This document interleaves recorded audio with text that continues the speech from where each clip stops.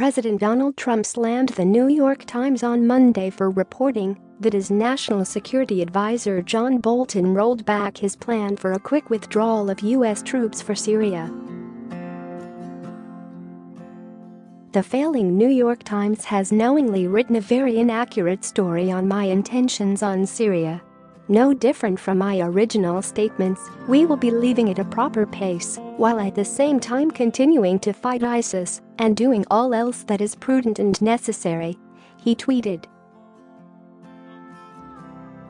The Times reported that, during a visit to Israel, Bolton indicated U.S. forces could stay in Syria for months or even years, a direct rebuke to Trump's original directive to have American troops gone in 30 days. The president said in his December 19 video announcement that there are roughly 2,000 U.S. troops in Syria. They're all coming back, and they're coming back now. But the time frame has been in question from its gestation, and Trump's tweet on Monday simply said U.S. forces will leave at a proper pace. Bolton is part of a group of defense hawks in the administration that wants to keep U.S. boots on the ground in the war-torn Middle East nation as a way to staunch any advancement by forces sympathetic to ISIS.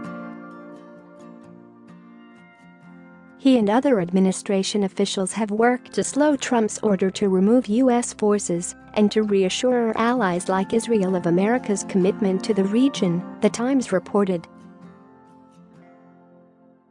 Staff are outlining a series of requirements to remove U.S. troops that gives wiggle room to leave boots on the ground for some time. Share this article. Share.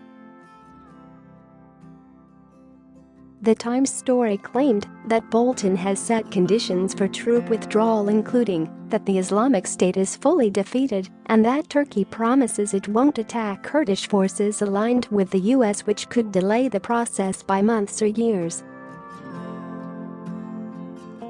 The timetable flows from the policy decisions that we need to implement, Bolton said during a news conference with Israeli Prime Minister Benjamin Netanyahu.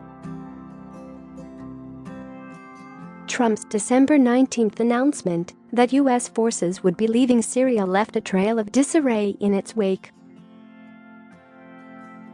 Defense Secretary James Mattis announced his resignation shortly thereafter and slammed the president in his resignation letter, which caused Trump to push him out at the end of the year instead of his original February departure.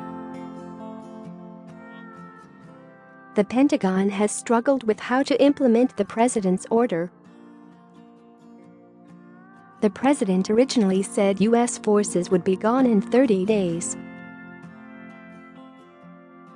He appeared to walk that back on Sunday. "I never said we're doing it that quickly, but we're decimating ISIS," Trump told reporters at the White House as he headed for Camp David for a staff retreat. "With that being said, we're pulling out of Syria. But we won't be finally pulled out until ISIS is gone."